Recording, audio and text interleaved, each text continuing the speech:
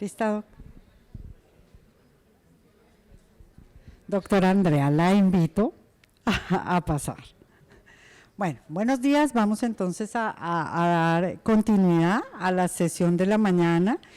Y bueno, tenemos una hora para tratar un tema que realmente es muy importante cuando estamos hablando de calidad, mejoramiento, estandarización, que es la medición. Y creo que todos los conferencistas han sido reiterativos que medir es uno de los elementos más importantes para poder abordar el cambio, la transformación, y creo que lo más importante de la medición es que permite generar una toma de decisiones consentida, que realmente lo que nosotros hagamos para mejorar, para transformar, para gestionar los procesos de atención que entregamos a los pacientes, tenga un soporte de datos, ¿cierto? Eso realmente es lo más importante y que además nos va a permitir al final de la cadena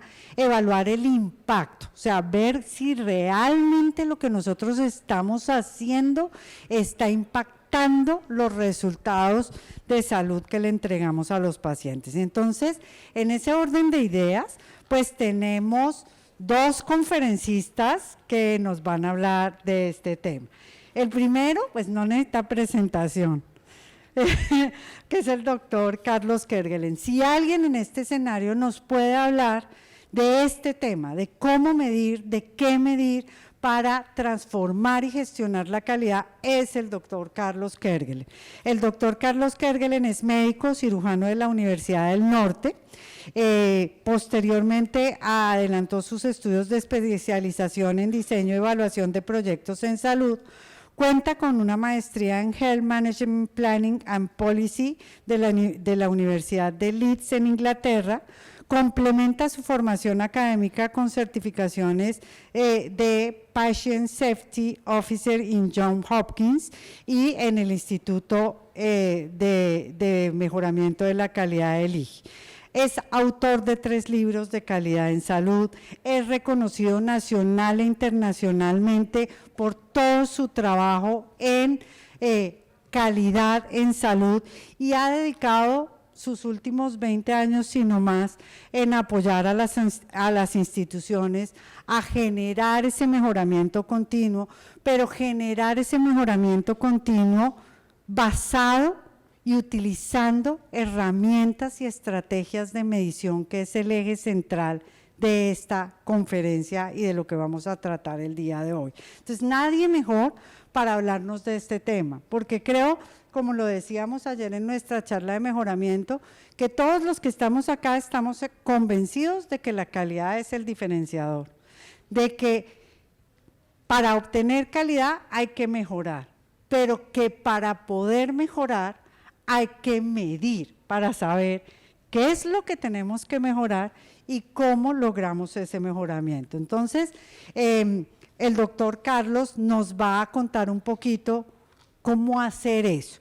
Y después vamos a contar con la doctora Andrea González, ¿cierto?, que es médica cirujana de la Universidad del Rosario, es especialista en gerencia en salud y epidemiología y cuenta con 23 años de experiencia en el sector salud en el ámbito asistencial y administrativo, que es una buena combinación cuando uno quiere gestionar mejor. Actualmente ella es directora nacional de GRDs de la red hospitalaria de la clínica Colsánita, que además de eso ha venido utilizando esta estrategia y nos va a mostrar cómo tomar esas herramientas, ¿cierto?, y aplicarlas como una solución para transformar un proceso clínico. De lo conceptual nos vamos a ir a una experiencia exitosa que nos va a mostrar realmente cómo hacerlo y cómo realmente medir si puede generar esos cambios. Entonces, le doy la bienvenida a mi sensei, el doctor Carlos Kerguelen, que creo que es el que nos ha enseñado a medir en calidad. Gracias, doc.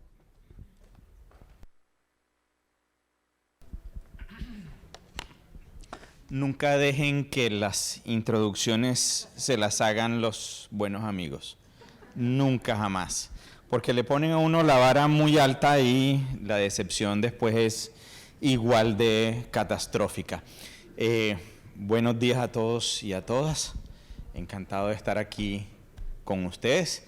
El viernes de la semana pasada estaba yo de vacaciones metido en un museo y me escribió Teresa Tono, la directora de la OES, y me dice, necesito que dejes una charla. ¿De qué? De esa cosa que tú haces allá en la Fundación Santa Fe. Queden las mismas. Y el título de esta exposición se llama Midiendo para el Cambio. 2 ideas iniciales, 6 preguntas. Esa es la charla, ¿ok? La primera idea, y vamos a darnos una libertad aquí, o por lo menos me la voy a dar yo, de que asumamos que la medición debe llevar a un cambio. Vamos a darnos esa libertad por lo pronto, o por lo menos por un par de diapositivas que vienen. Esa es la primera idea. Segunda idea. Normalmente se asocia como si fuese una labor casi que sin paradas entre la medición y el cambio, ¿ok?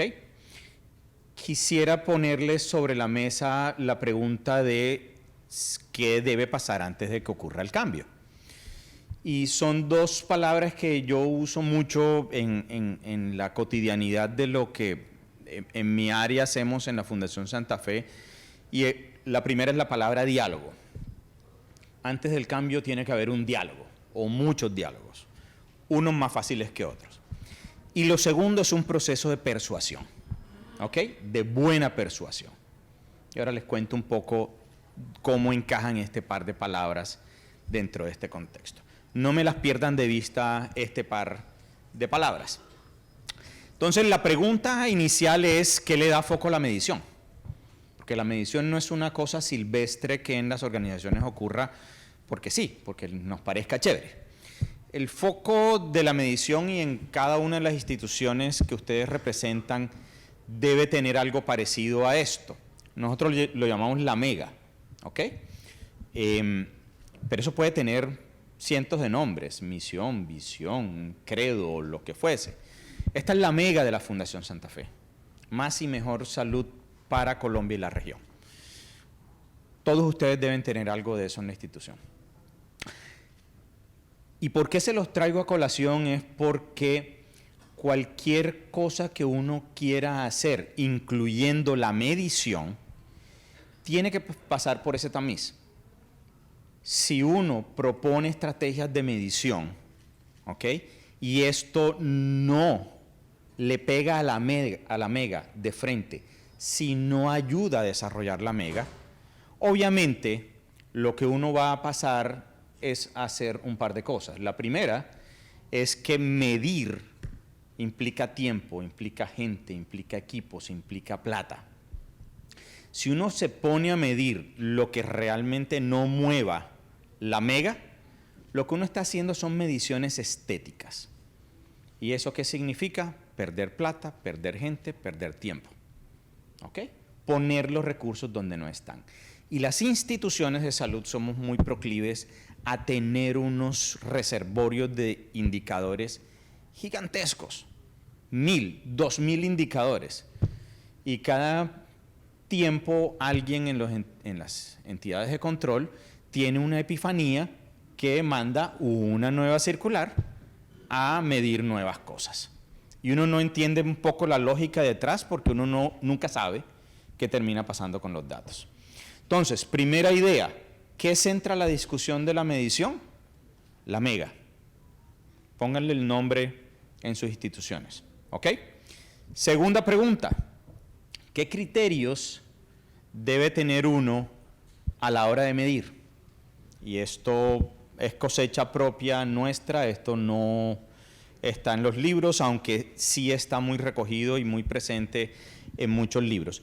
Yo particularmente creo que hay 3 cosas más allá de lo que los textos clásicos de medición proponen. Creo que hay 3 cosas que uno no debe perder de vista. Primero, transparencia. Lo que uno mida, y sobre todo si uno mide grupos, equipos, personas, debe ser absolutamente transparente. Cuando hablo de transparencia es que la gente entienda cómo se le mide, que los procesos sepan, los que están metidos en los procesos sepan cómo se miden, cómo se estructura la medición. Eso es transparencia. Y no es que, como me decía el doctor Adolfo Ginás, pero eso significa que antes estábamos escondiendo cosas. No, no, no, no.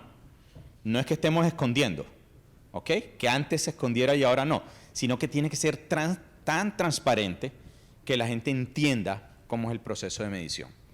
Lo segundo es que hoy por hoy, por donde uno se meta, le están diciendo, usted tiene que aprender a integrar diferentes cosas alrededor de un eje temático. Eso significa que hoy cualquier cosa que uno mida, creo yo, tiene que integrar paciente, tiene que integrar costos, tiene que integrar calidad, tiene que integrar seguridad, tiene que integrar recursos, tiene que integrar un montón de cosas alrededor del tema que uno quiera medir. Y lo tercero, una palabra que me gusta muchísimo, justicia.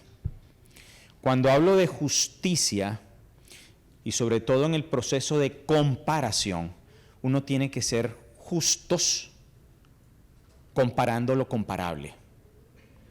Y ahí es donde herramientas como DRGs, que nos va a presentar la doctora Andrea posteriormente, entran a jugar. Porque tenemos una historia muy larga en salud de querer meter en una misma bolsa cosas que no son comparables.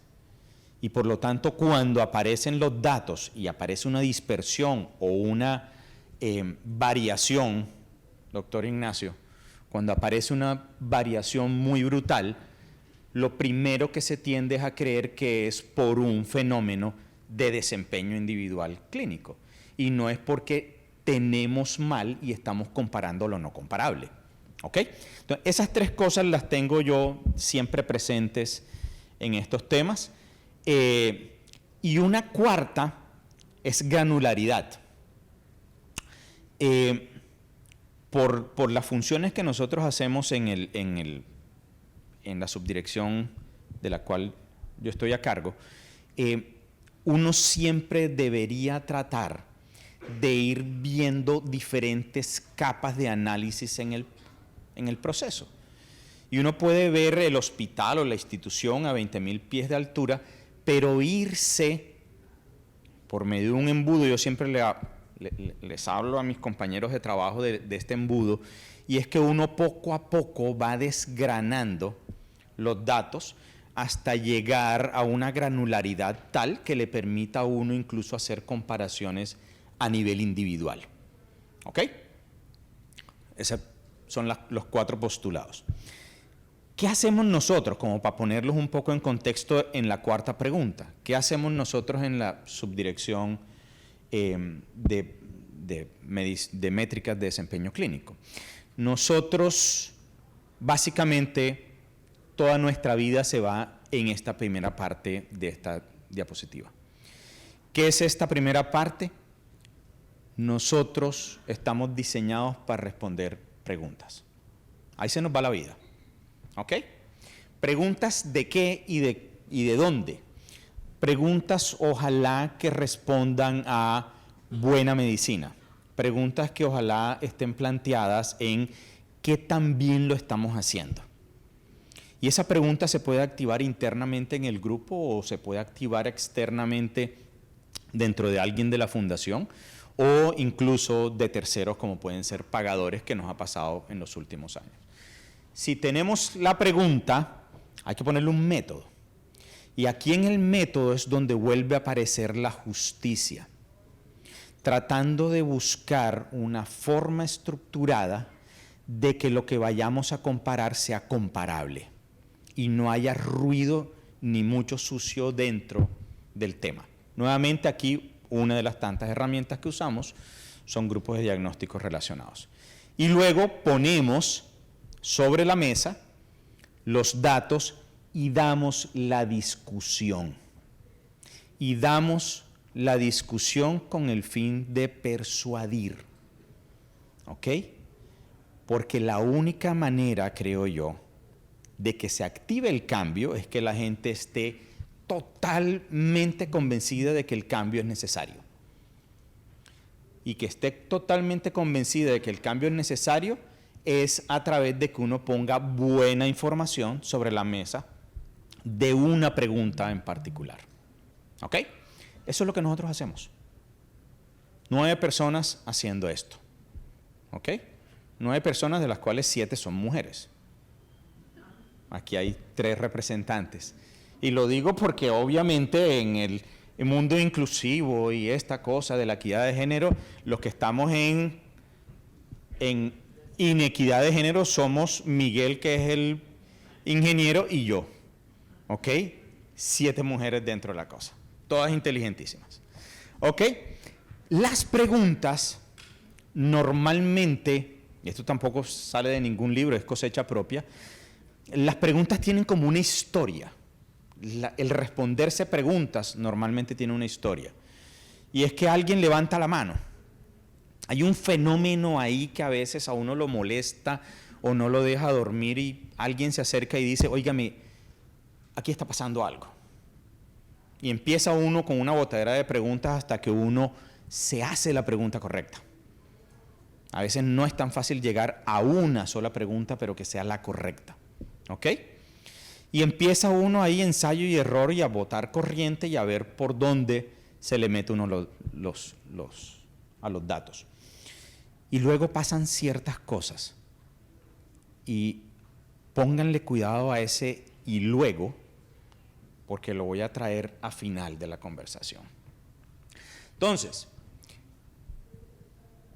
cuando estamos metiéndonos en mediciones, y les voy a mostrar solamente una esquinita de lo que nosotros hacemos en la subdirección en términos de métricas, entendiendo que en la fundación hay muchas áreas que también tienen labores de medición por otros temas diferentes.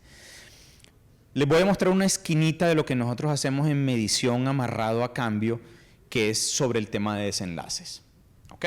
Algo que estamos apenas en estadios iniciales, embrionarios, pero les quiero mostrar esta cosa simplemente para al final volver sobre ella y decir qué pasa en términos de discusiones de cambio cuando uno se mete a medir. Entonces, nosotros decidimos que no queríamos medir desenlaces clínicos, sino desenlaces en salud. Y eso nos llevó a una discusión que es un poco esta cruz que está aquí, que tiene 4 ejes, y es que nosotros nos interesa mucho medir los resultados clínicos, que son los sospechosos habituales de cualquier cosa, resultados funcionales, desenlaces mentales y desenlaces de la gran diva de los últimos 10 años en términos de medición, que son los Patient Reported Outcomes Measures, los llamados PROMs.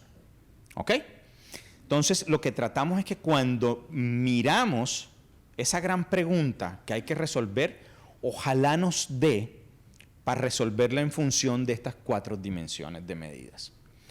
Y les pongo varios ejemplos. De las 22 líneas en las que estamos metidos de trabajar en desenlaces. Y me voy a brincar entre varios ejemplos de varias cosas que medimos. Ejemplo, quemados. Por ahí debe andar en otro salón la doctora Viviana, cirujana plástica, que nos ha oído esta cosa 1000 veces. Tenemos 170 pacientes que estamos siguiendo desde noviembre del año pasado. Y una de las cosas que miramos es mortalidad intrahospitalaria, sospechoso habitual, ¿ok? Medio punto por ciento. Pero esto tiene sentido solo si uno tiene un patrón de referencia, esta medición. Por lo tanto, lo que empezamos a necesitar buscar, que es una sacada de ojos, uno cree que es sencillito, pero es una sacada de ojos, es dónde está el mejor referenciador. Y ahí empezamos a encontrar referenciadores que nos dicen, ok, estamos midiendo y lo que estamos midiendo aparentemente vamos muy bien. No quiero que se nos muera nadie. ¿Ok?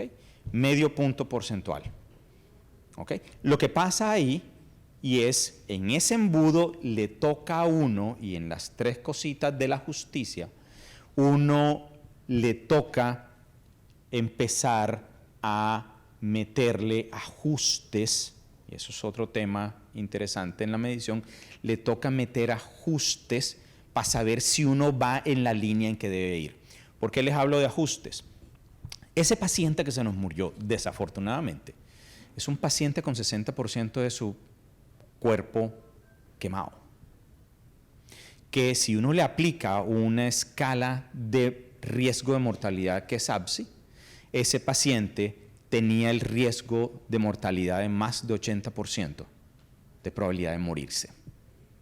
Dicho de otra manera, suena muy feo, se nos murió el que se nos tenía que mudar. Cosa contraria hubiera sido un paciente con un ABSI muy pequeño muerto. Ahí sí se prenden todas las alarmas. No estoy diciendo que en este no, pero hubiera sido más dramático un paciente con un ABSI bajito. Clínico, sospechoso habitual, infección de sitio operatorio. Por ahí también debe andar el doctor Fernando Hakim, director de neurocirugía. Tumores del sistema nervioso central, estamos siguiéndolo desde enero de este año, casi 50 pacientes, 0 casos infectados. ¿Se nos van a infectar? Sí, en algún momento va a aparecer alguno. Mientras tanto hay que hacer lo improbable, lo impensable y lo imposible para que no se nos infecten. ¿Ok? Seguimiento a 30 días, ahí tienen el referente. Clínico, sospechoso habitual, infección de sitio operatorio en cirugías de apéndice y colecistectomía. Hace 15 días nos certificaron el 18º Centro de Cuidado Clínico de Excelencia por Joint Commission International y fue colecistectomía. ¿Qué pasa ahí? El sospechoso habitual, ahí estamos con colecistectomía de 0.66%. Si vemos el patrón de referencia que da la Sociedad Americana de Infectología, 0.71, y ahí le pone sentido un poco al trabajo y uno dice, vamos bien. ¿Podemos mejorar? Por supuesto que sí. Por supuesto que sí, pero hay que medirlo primero y tener un patrón de referencia. Si uno se mete en los funcionales, la segunda parte de esa cruz que estaba aquí anteriormente, hay un indicador funcional que venimos midiendo hace mucho rato, escala de Dawson. La escala de Dawson es un índice compuesto, son 12 preguntas que se le hacen al paciente, que se le valoran al paciente, donde habla sobre su funcionalidad en cirugías de cadera y rodilla. Lo que ustedes ven ahí, esa escala va entre 12 y 60. 12 es lo mejor, 60 es lo peor. ¿Ok? Y eso se mide antes de la cirugía, a los 3 meses de la cirugía, a los 12 meses de la cirugía. ¿Qué es lo que ustedes ven ahí? ¿Qué es lo deseado de este gráfico? Que el gráfico vaya de izquierda a derecha, de arriba a abajo. Y lo que ustedes ven abajo es la parte baja del embudo. Acuérdense del embudo. Es la parte baja del embudo. ¿Qué es eso? 8 médicos que realizan procedimientos de reemplazos primarios de cadera. ¿Qué significa eso? Que eso abre una puerta adicional a un diálogo. Ojo a la palabra diálogo. ¿Por qué abre una puerta adicional al diálogo? Porque uno le puede ya decir, uno puede más o menos, acuérdense del problema de trabajar con medidas de tendencia central, ¿ok? Que hay dispersiones. Pero uno puede decir fácilmente que se lo podemos poner a cualquiera de los 8 ortopedistas, el resultado en funcionalidad de ese paciente es casi esperado, independientemente de quién lo opere. ¿Por qué? Porque llevan 20 años estandarizándose. Hace 20 años, ayer lo comentábamos con el doctor Adolfo Ginás, hace 20 años que se acercaron a esta institución y yo trabajaba en esta institución que los empezamos a medir, era un desastre, Ignacio, desastre. ¿Sí? Desastre en el sentido de que decían nosotros somos buenos, somos Fundación Santa Fe, no están por aquí, no, nosotros somos la Fundación Santa Fe, somos los chachos de la película. Y los números no los acompañaban. Hoy tenemos este tipo de comportamientos. Carlos, y esto es la real disminución de la variabilidad. Por supuesto. Ayer que hablábamos de disminuir la variabilidad, Esta gráfica es la que muestra Claro. esa Entonces la disminución en un equipo clínico que está cohesionado. Claro, llevan 15 años en este sainete, estandarizándose. Fueron el primer centro de cuidado clínico certificado por Joint Commission en la fundación. Y llevan todo ese tiempo. Tratando, y ahí. Entonces, cuando uno llega ahí, la discusión no... Es importante si le hacemos la terapia antitrombótica, la profilaxis antibiótica, todos los procesos, pero la discusión se termina centrando en últimas en resultados, y es tan abierta y tan transparente que la podemos mostrar y se la mostramos a ellos, y estos ejercicios los hacemos periódicamente con nombre propio. Esto es la misma gráfica anterior, solamente poniéndole nombre propio de cada cirujano. Y esta bonita, pero la podemos hacer con cualquier otra que no sea tan bonita también. O uno puede hacer con pacientes que vienen para septoplastia y turbinoplastia, medir la progresión de un resultado que es la obstrucción nasal. Son pacientes que vienen, que no pueden dormir, roncan, dolor de cabeza, etcétera, y podemos seguirlos a los 3 y a los 6 meses y saber qué pasó con esa obstrucción nasal a través de una escala de medición de obstrucción nasal. Y esta tabla lo que tienen que ver es cómo se mueve, y se debe mover de abajo a arriba, de izquierda a derecha, los números verdes. Y uno que puede hacer, de nuevo, un diálogo con el paciente. Y el diálogo con el paciente es: espéreme 3 meses. No se desespere si a los meses, si a los 15 días, si a los 2 meses todavía se siente tapado. Espéreme a los 3 meses. Y espéreme aún más a los 6 meses. Y ahí tenemos el desenlace medido. Y adicionalmente, con COVID empezamos a medir, y esto plantea un diálogo diferente adicionalmente a esta medición. Y es que estamos probando una escala de estatus funcional post-COVID, de qué tan limitados funcionalmente están quedando los pacientes después del COVID y después de una hospitalización.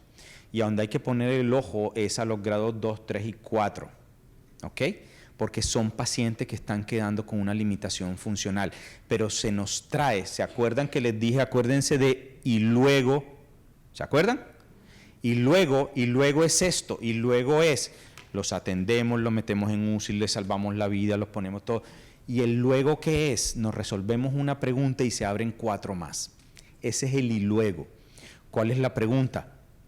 ¿Qué vamos a hacer con esos pacientes para volverlos a meter en un programa de recuperación funcional post-COVID? Ese es el y luego. Cuando uno cree que se respondió la pregunta, la buena pregunta, y llegó al número, aparecen 4 preguntas nuevas. Mental. ¿Quiénes de los aquí presentes en sus organizaciones atienden partos? Por allá, manos, chan, pren, pam. Bueno, partos. ¿Alguna vez han preguntado las pacientes que tuvieron el parto en sus instituciones a las 6 semanas cómo están en su salud mental? Porque nosotros nos pusimos a preguntar y estamos aplicando una escala de Edimburgo. Llevamos 175 pacientes desde agosto aplicadas, y vaya sorpresa, 9% de las pacientes manifiestan estar en un riesgo de depresión posparto a las 6 semanas.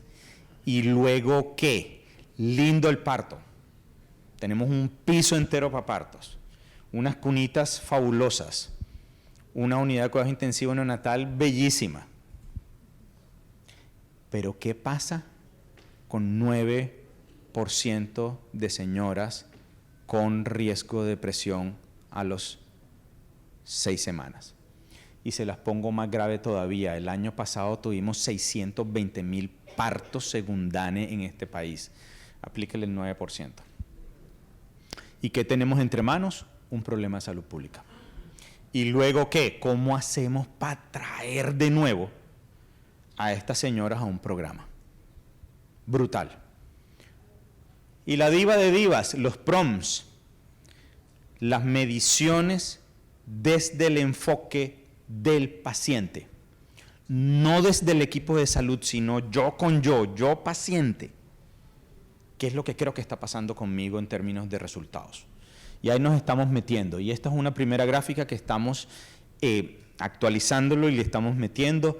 Son pacientes con cáncer comparados en su calidad de vida y funcional con el Instituto Europeo de Observación de Cáncer. Lo que tienen abajo son diferentes esferas de la calidad de vida y lo que nosotros estamos midiendo, esta es la línea basal apenas, lo ideal es que el rombito esté por debajo de la bolita verde. La bolita verde somos nosotros. ¿Qué significa esto? ¿Qué significa esto? Que los pacientes están llegando con una determinada valoración, ellos, de su calidad de vida en varias esferas, trabajo, cognitivo, rol, etcétera. ¿Ok? Y lo estamos tratando de referenciar con el Instituto Europeo de Observación de Cáncer. Y nos está pasando esto. Tenemos que juntar más data, todavía estamos en etapas embrionarias aquí, para ver cómo es la evolución posterior de estos pacientes.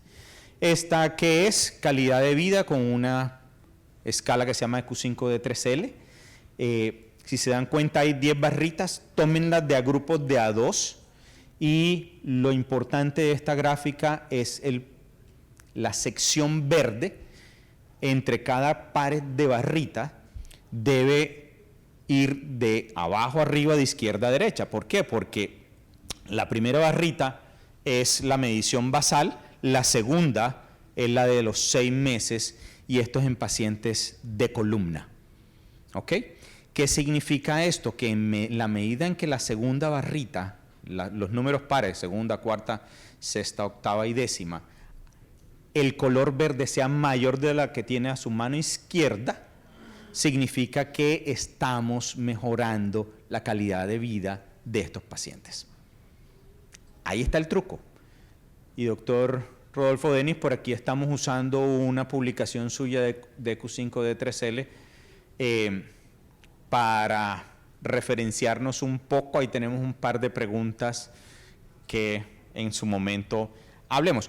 Pero ahí el tema es, ¿incidimos en la calidad de vida? Sí, sí creemos que incidimos en la calidad de vida, ahí lo estamos midiendo. ¿Ok?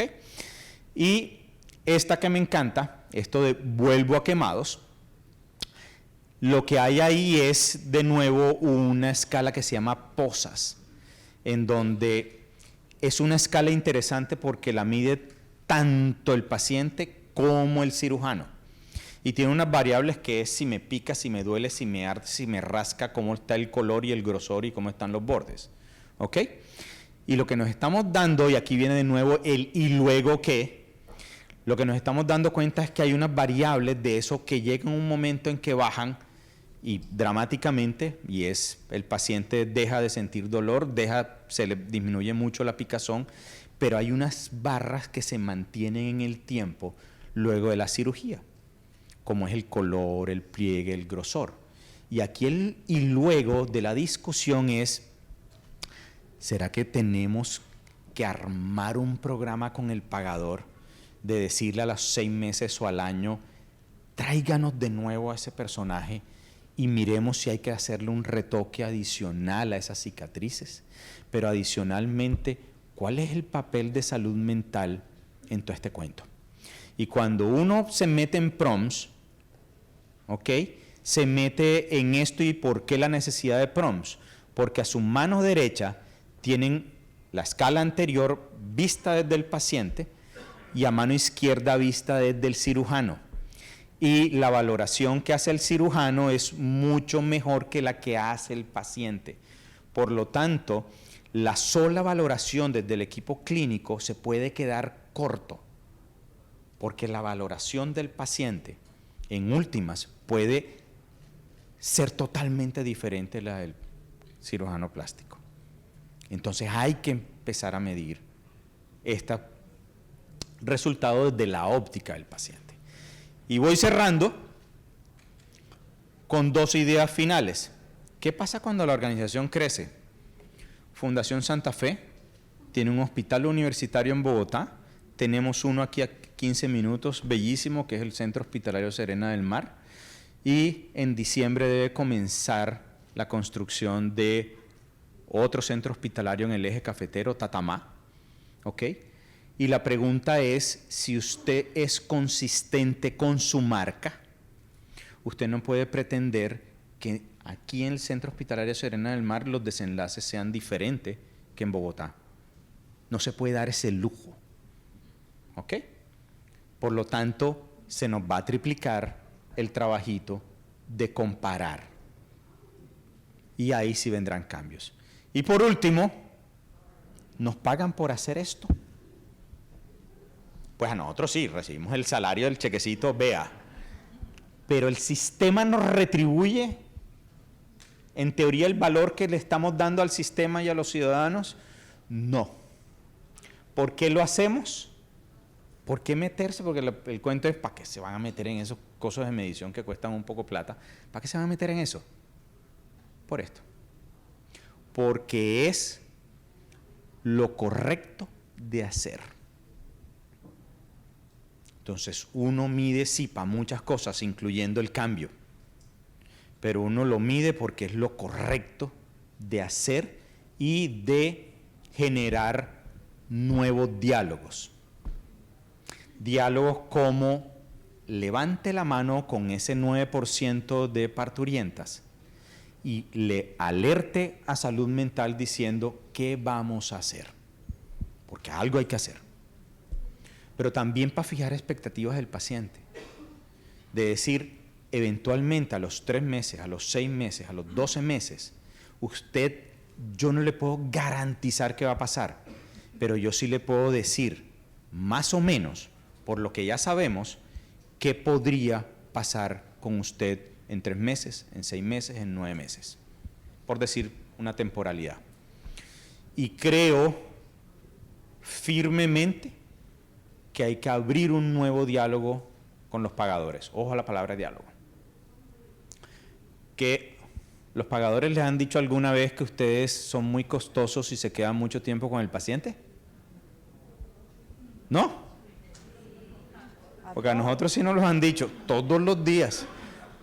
Creo que hay que abrir un nuevo diálogo. Y el nuevo diálogo es, hablemos de valor, hombre. Hablemos de valor.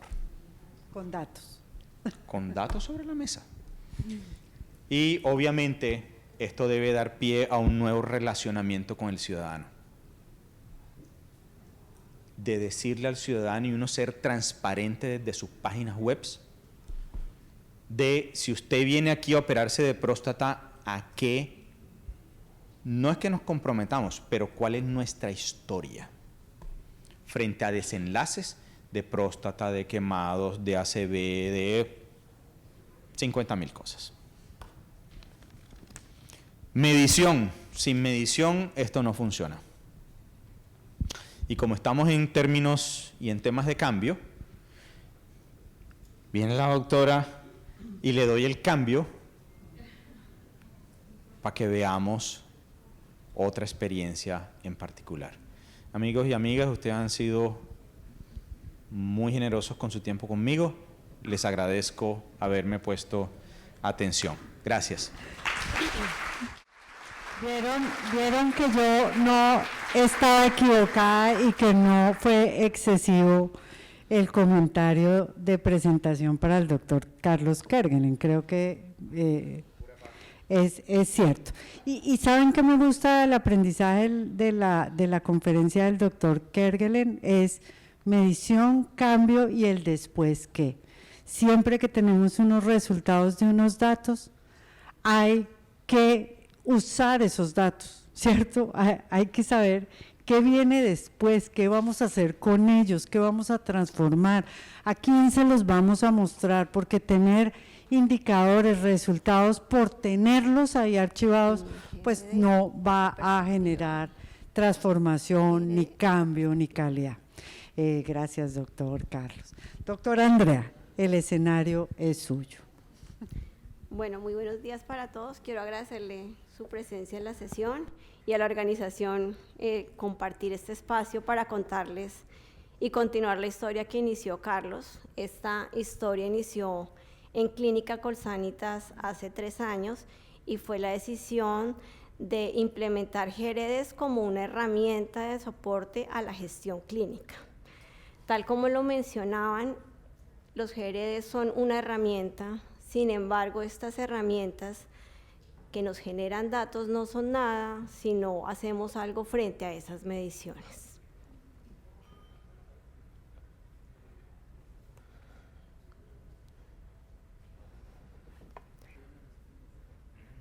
Bueno. No, yo no metí nada. Esto no está...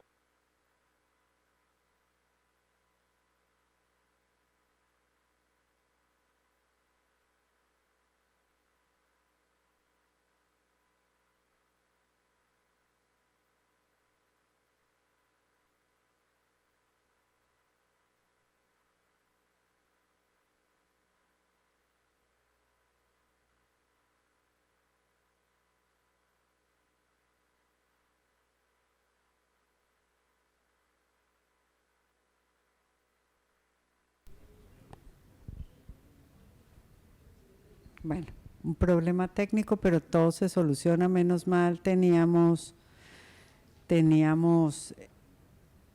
tiempo para que la doctora Andrea pueda poner su presentación.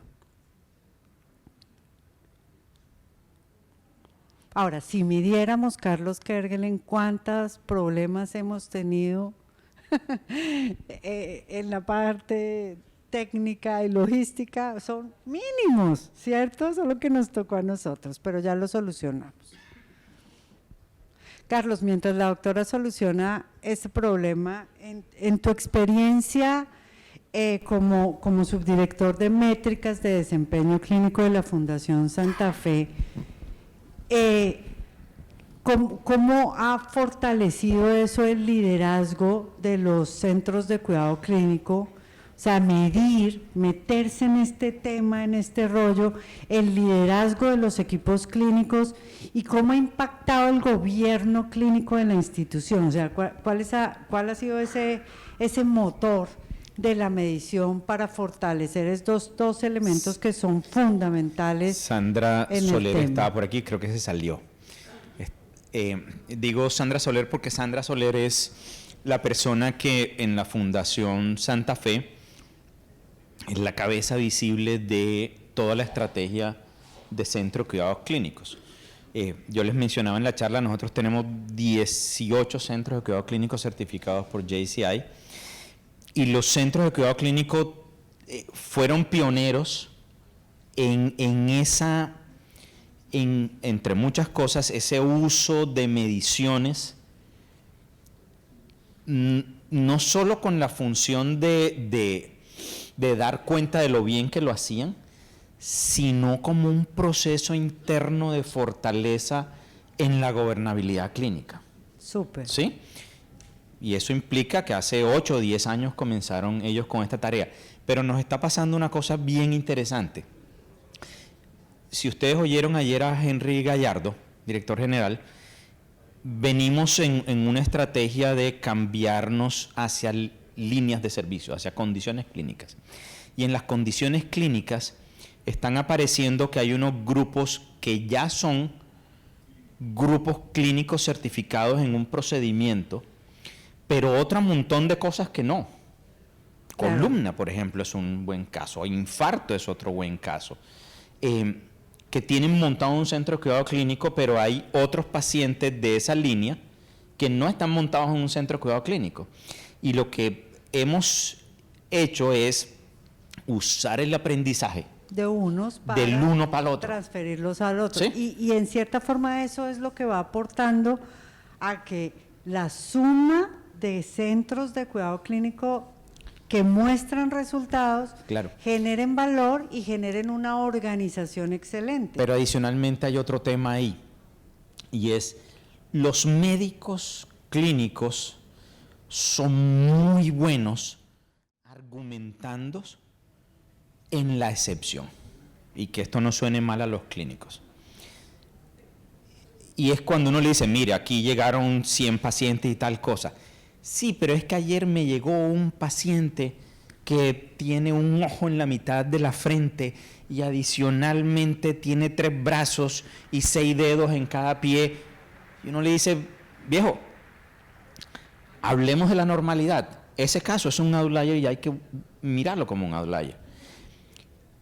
Y cuando yo hablaba de la transparencia y la justicia, lo que uno tiene que es que estructurar las medidas de tal manera de que al final la persuasión de ese diálogo sea,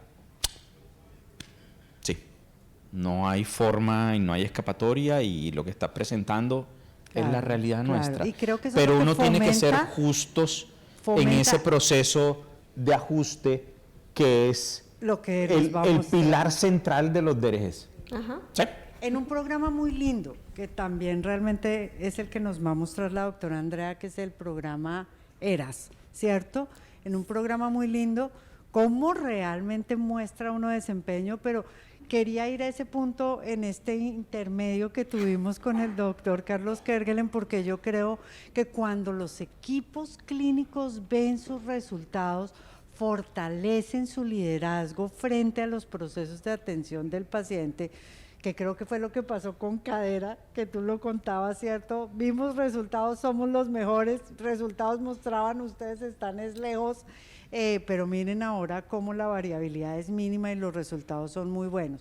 Y creo que este es un programa también muy lindo porque además muestra cómo realmente se gestiona el paciente en el antes, en el durante y en el después en una condición quirúrgica y cómo eso muestra impacto de resultados para el paciente de valor. Súper, gracias. Listo.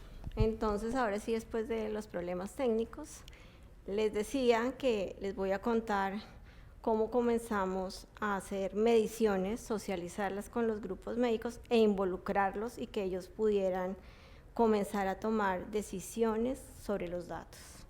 GRD, otra perspectiva en la implementación de ERAS en Clínica Universitaria Colombia. Bueno, como les comenté, esta historia de los GRDs en Clínica Colsanitas comienza hace 3 años. Hace 3 años iniciamos la implementación de los grupos. Carlos debe saber que eso es un trabajo arduo de, sobre todo, generar información confiable, porque lo que uno tiene que generar en los cuerpos médicos es confiabilidad frente a los datos que les va a mostrar, que a veces no son los mismos que ellos tienen en su cabeza. Entonces, una vez implementados y generada esta información confiable, hacia finales del año 2019, ya con data consolidada a través de ese procesamiento, encontramos que uno de los GREs que tenía mayor participación y que adicionalmente era uno de esos GREs de interés para la clínica de convertirse en un centro de excelencia de cirugía gastrointestinal, tenía una estancia media de 11 días. Como lo menciona Carlos, 11 días, pues eso es mucho, poquito. Eso, ¿qué fue lo que hicimos? Buscar comparadores de clínicas de similar complejidad para saber si estábamos bien o mal. Teníamos una estancia norma o comparador de 9.9 días, 10 días, es decir, nosotros teníamos una estancia de un día por encima. Todos saben aquí que un día es una cantidad de camas. Eso se traduce en camas, de disponibilidad de camas, que adicionalmente en todas nuestras instituciones pues son como el oro, es mejor dicho, mover camas es, creo que trabajamos casi que todo el día y todos los días moviendo camas. ¿Qué fue lo que hicimos? Clínica Reina Sofía había implementado el programa ERAS, que es una serie de estrategias que lo que pretenden es favorecer la recuperación del paciente y hacerla de forma acelerada, pero con resultados buenos. Esta serie de estrategias se aplican en el preoperatorio, durante la cirugía y en el posoperatorio. Clínica Reina Sofía ya había tenido una experiencia muy positiva, entonces hacia finales del año 2019, exactamente en noviembre, se inicia la creación del grupo ERAS en Clínica Universitaria Colombia. El programa ERAS tiene unos indicadores que mide el programa de por sí cuando se hace la implementación del programa y que son los que permiten o no certificar a la institución en el programa. Pero nosotros queríamos, aprovechando nuestra implementación de GRDs, poder medir resultados y decirle al médico, mire lo que nos da a través del GRD. Entonces cogimos el GRD, procedimientos de mayor complejidad sobre el tracto gastrointestinal, que engloba muchos procedimientos quirúrgicos del tracto gastrointestinal, pero nuestro foco en la medición iba a ser cirugía colorectal. Y de cirugía colorectal, nuestro foco iba a ser cirugía de colon. ¿Por qué cirugía de colon? Porque cuando revisamos nuestros datos, era la de mayor participación y pues digamos que era el mayor volumen de pacientes que teníamos. Pero adicionalmente, el grupo que escogimos fueron los pacientes de ingreso programado. ¿Por qué los de ingreso programado? Porque los pacientes que llevaban por urgencias o que llegaban de forma remitida no eran susceptibles de ingresar al programa. ¿Por qué? Porque pues, por su condición clínica la mayoría de las veces no se les podía aplicar el protocolo de forma completa. Es así como en el primer semestre de 2020 se inicia lo que denominamos la fase pre-ERAS, que es todo el alistamiento y la captación de esos pacientes a los cuales les vamos a aplicar el protocolo, que lo pueden recibir de forma completa, para comenzar a medir, como decía Luisa, el antes, el después y lo más importante, cómo seguimos en el tiempo. Ya para el segundo semestre del año 2020 inicia la fase ERAS, que la fase ERAS es ya la aplicación del protocolo y llevar los pacientes ya a los procedimientos quirúrgicos bajo este protocolo. Y en 2021, Clínica Universitaria Colombia recibe su certificación de ERAS. Aquí les voy a mostrar los resultados de ese grupo que les dije que seleccionamos, que fue cirugía de colon, pacientes que ingresan de forma programada. Aquí comparamos los pacientes a los cuales les aplicamos el protocolo y a los que no se les pudo aplicar el protocolo por diferentes motivos, porque a veces ingresaban de forma programada, pero esto implica, este ingreso al programa, inclusive al programa implica un trabajo en llave con los aseguradores y no siempre logramos esos diálogos que menciona Carlos, que sean productivos. Esto que les voy a mostrar seguramente nos va a facilitar sobre esos diálogos, que ellos entiendan la importancia de estas estrategias clínicas que además han sido demostradas en el mundo. Lo que les muestro aquí es que comparamos cuál era el perfil en términos de sexo y edad de los pacientes y, si ustedes se dan cuenta, no hay una diferencia significativa en términos de edad y sexo. Aquí lo que les estoy mostrando es la comparación que hicimos de los pacientes en términos de riesgo de morbilidad, que nuestro agrupador lo que hace es predecir el riesgo que tiene ese paciente de quedarse más tiempo en la institución.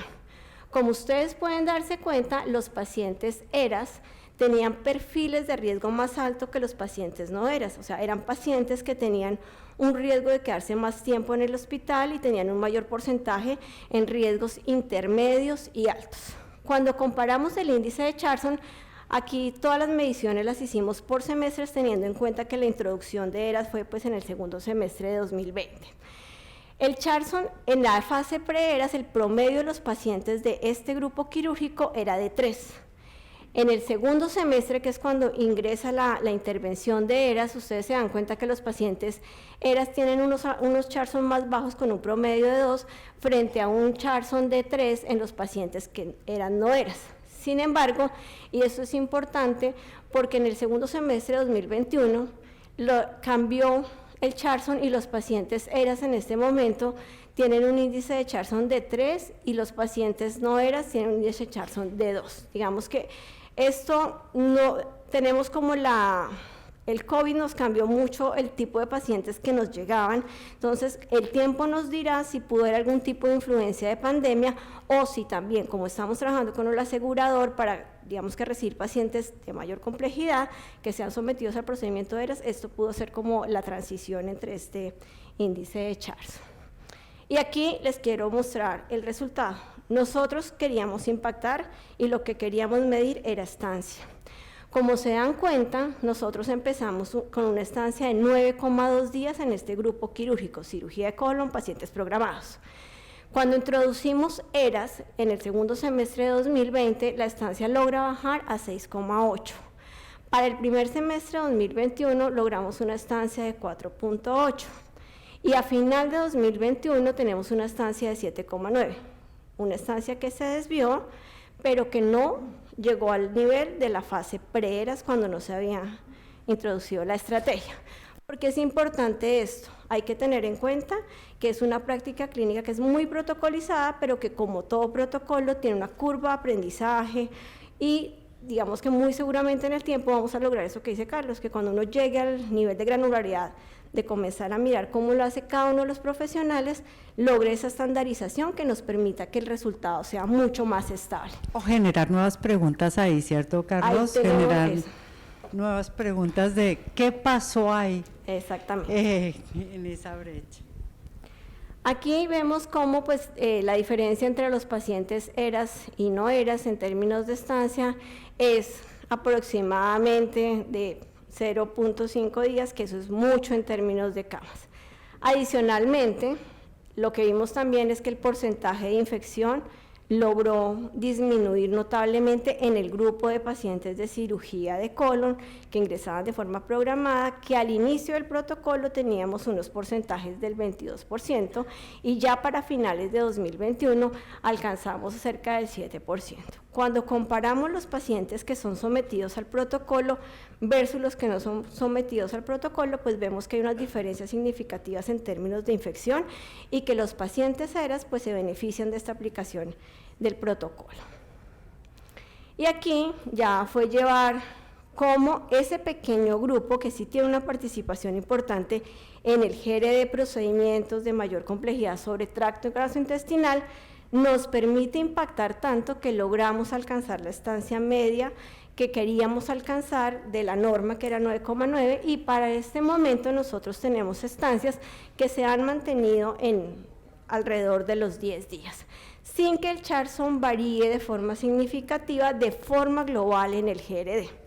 Pero adicionalmente nos permitió hacer comparaciones a través de los diferentes niveles de severidad para saber si en cada uno de los niveles de severidad mejoraba la estancia, y lo que vemos es que sí hubo una mejora en términos de estancia cuando uno divide los niveles de severidad que tiene el agrupador cuando compara 2019 versus al finales de 2021, que fue la última medición que hicimos, que seguimos haciendo y que seguimos revisando de forma simultánea con lo que sigue el programa ERAS en la institución y con lo que nosotros medimos a través de GRDs. Nosotros estamos en una fase de afianzar la herramienta para que los grupos clínicos la utilicen, como les mencionaba, como soporte de su gestión clínica. Y ese es como el trabajo arduo que tenemos hoy en día, que estamos potenciando para poderles sacar, yo les digo a ellos, sacar el jugo de esta naranja que nos pusieron al frente y que pues en realidad podemos extraerle mucho provecho. Y aquí, para finalizar, es que pues adicionalmente lo que vimos es que esto, como se trabaja de forma mancomunada con el asegurador, pues hemos logrado también cambiar la vía de ingreso de los pacientes que ingresan de este GRD.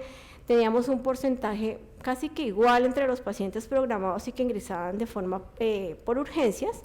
Hoy en día, si ustedes se dan cuenta, los pacientes que ingresan de forma programada son un mayor porcentaje. Eso trae beneficios porque se ha demostrado que los pacientes que ingresan pues por urgencias o remitidos y de una forma no programada tienen mayor riesgo de tener complicaciones intrahospitalarias y pues de por sí aumentar su costo. Y la gráfica, digamos que de la derecha, lo que les muestra es una comparativa para que ustedes vean cómo esto que les digo, los pacientes que ingresan por urgencias o remitidos tienen estancias mayores. Estos son temas de conversación que uno puede, digamos que, disecar mucho más y saber por qué pasa eso. Era digamos que queríamos mostrar de forma sencilla cuál fue el ejercicio, pero aquí hay que disecar mucho más y llegar al detalle de qué más podemos hacer. Esto que nos muestra, esto es como la punta del iceberg para seguir bajando y poder saber qué otras intervenciones podemos hacer, no solamente en beneficio de nuestras instituciones, sino al final es para trabajar para nuestros pacientes, para que tengan una mejor calidad de vida y unos mejores resultados clínicos. Estos pues son conclusiones que creo que son evidentes. Los GRE son una herramienta poderosa que nos permite generar intervenciones con foco, que nos permiten hacer seguimientos. Muchas veces generamos estrategias, pero después no las medimos, entonces nos permiten generar esas mediciones y poder medir el real impacto.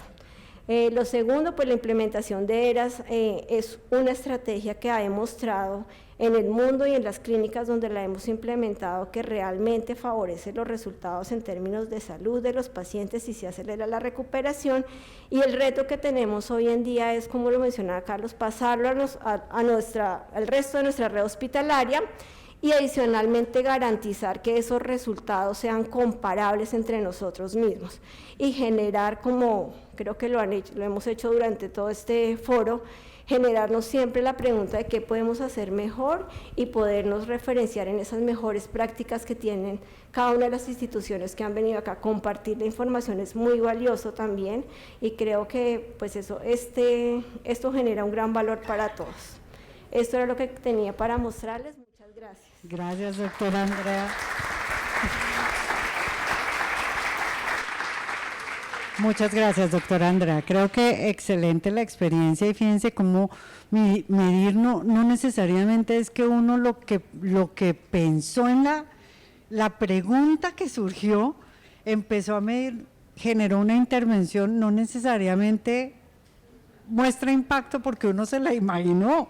Hay que mostrarla. Mira cómo tú muestras una curva de descenso y después hay un pico.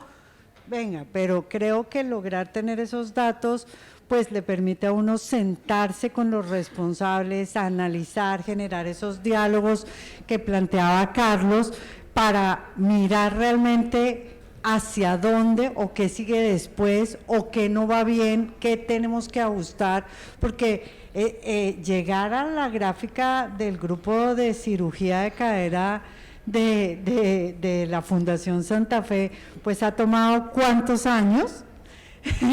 Entonces creo que es cómo los datos le empiezan a uno a mostrar la ruta de ir ajustando hasta realmente llegar a una cohesión, una disminución de la variabilidad, una integralidad y una estandarización que realmente impacta resultados. Esto es tiempo, o sea, uno no debe desfallecer porque en la medición algo no se vio bien. Creo que debe agradecer eso. Creo que es normal, es lo que tú dices, o sea, uno no espera que siempre los resultados sean positivos, y como esto es un camino de aprendizaje, de hecho, creo que uno a veces quiere como que todo le salga perfecto, pero uno también debe aprender que esas desviaciones son las que además le dicen, venga, mire más profundo, algo más tiene que mirar.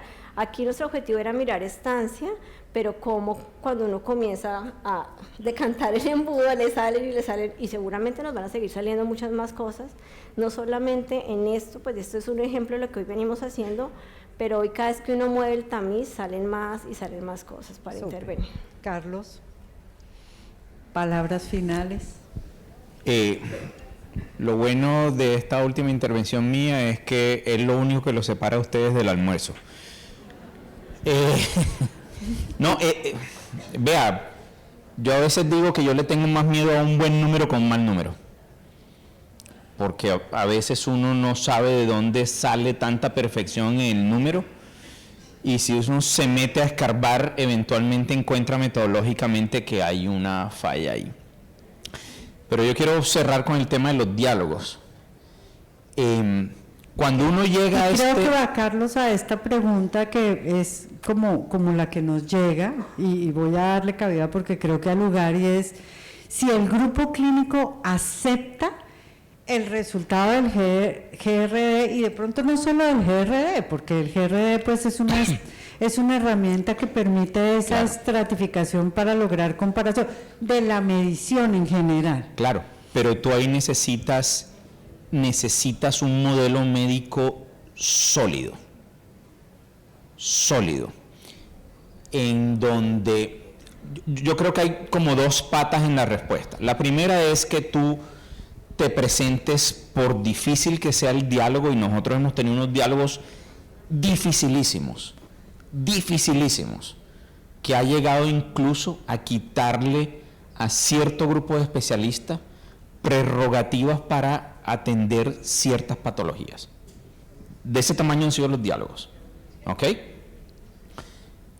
Y hemos llegado ahí a ese tema gracias a dos cosas. Uno, un modelo médico súper sólido, con una dirección médica que se para enfrente y dice, esta es la raya y cualquiera que cruce esta raya es inaceptable. Y un comité médico ejecutivo que secunda esa cosa, que dice, ya se le dijo, ya se le mostró, ya se le hizo, hicieron intervenciones, y hay un tema que no cambian, no podemos darnos el lujo de seguir con estas prerrogativas. A ese nivel hemos llegado en los diálogos, son los menos afortunadamente que los más. Y lo segundo que uno tiene que tener mucha solidez es el dato que uno pone encima de la mesa. Porque donde metodológicamente usted ponga un dato mal estructurado, Claro. y mal analizado, y con las variables que no son de análisis, se lo comen a uno vivo. Sí, total. Se lo comen a uno vivo. Entonces, esos son los diálogos hartos, ese es el, como digo yo, el lado oscuro de la fuerza en el tema de calidad, los diálogos malucos, pero hay otros diálogos que después los mismos médicos son los que terminan diciendo, los médicos trabajan en evidencia toda su vida. O sea, es gente inteligentísima, los médicos clínicos, porque toda la vida trabajan con evidencia sólida. Y si uno sigue ese parámetro de estructurarle bien la data, ellos son los primeros que dicen, aquí hay una oportunidad de cambio, aquí hay una oportunidad colectiva de cambio que nos hace mejores, como médicos, como grupo, ¿ok?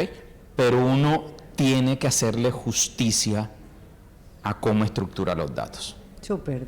Pues muchísimas gracias a ambos. Y la invitación al auditorio es cada vez más ver en el escenario de este foro experiencias de medición, con medición, transformadoras que realmente salgan de esto que no es fácil, medir, no es fácil, pero que realmente sí es la herramienta más poderosa para el cambio. Creo que sí. Muchas gracias. Luisa. Señora moderadora, gracias.